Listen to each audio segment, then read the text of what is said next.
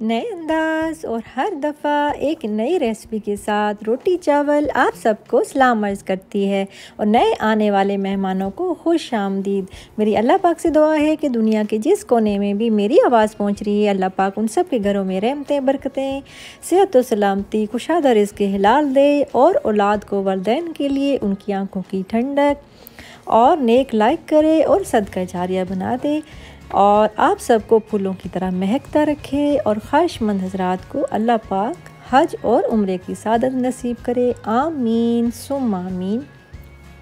तो आज जो मैं आपके साथ रेसिपी शेयर करने जा रही हूँ वो है शलजम गोश्त, और वो भी मेरे स्टाइल में। तो अगर आपने मेरा चैनल अभी तक सब्सक्राइब नहीं किया तो प्लीज़ मेरा चैनल सब्सक्राइब कर दें, लाइक और शेयर करना मत भूलिएगा और बेल आइकन को भी प्रेस कर दें ताकि मेरी हर नई आने वाली रेसिपी आप बासानी देख सकें।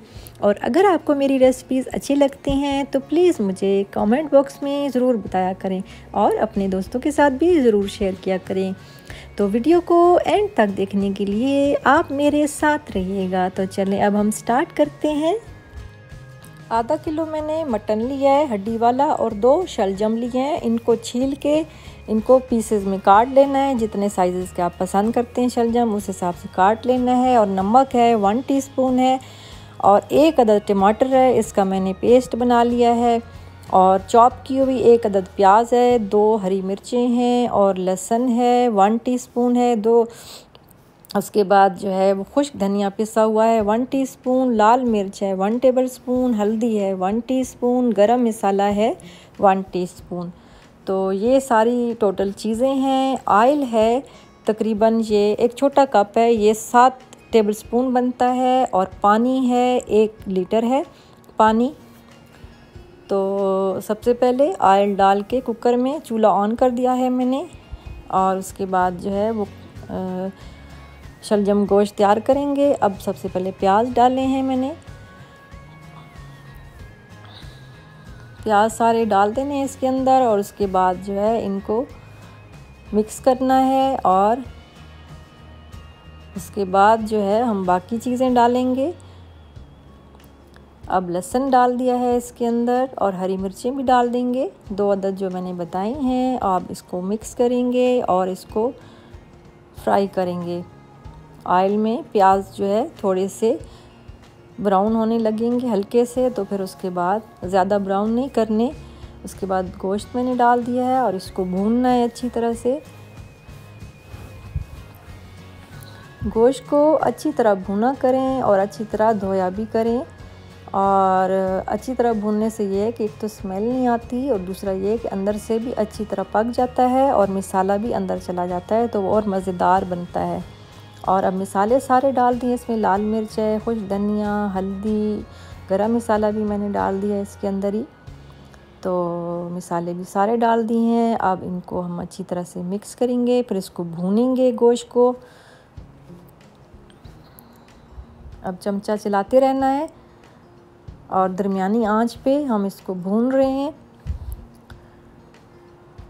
और अच्छी तरह भूनने के बाद फिर इसमें टमाटर का 1 अदद जो टमाटर था उसका मैंने पेस्ट डाल दिया है। फिर इसको अच्छी तरह मिक्स करेंगे और फिर भूनेंगे। अच्छी तरह भूनने के बाद जब ऑयल निकलने लगेगा तो फिर नमक डाल देंगे। उसके बाद पानी डालना है हमने।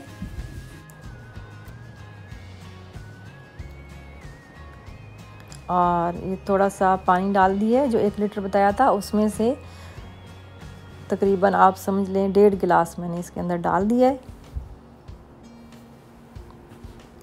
और इसको प्रेशर लगा दिया है 10 मिनट के लिए। और फिर उसके बाद मसाला फिर भूनेंगे इसको। फिर शलजम हमने डाल देने हैं इसके अंदर और फिर इसको भूनेंगे, शलजम और गोश्त दोनों को भून के। फिर उसके बाद पानी डाल देंगे बाकी और फिर इसको प्रेशर लगा देंगे 6 मिनट के लिए, क्योंकि शलजम जो है बहुत नरम होते हैं तो वो जल्दी गल जाते हैं। तो उसके बाद जो है वो वेट हटा के पहले थोड़ा वेट करना होता है, जब भाप निकल जाती है तो फिर उसके बाद आप इसका ढकना उतारा करें। अब गोश्त हमारा तैयार हो चुका है। मैं अभी आपको एक प्लेट में निकाल के देती हूँ।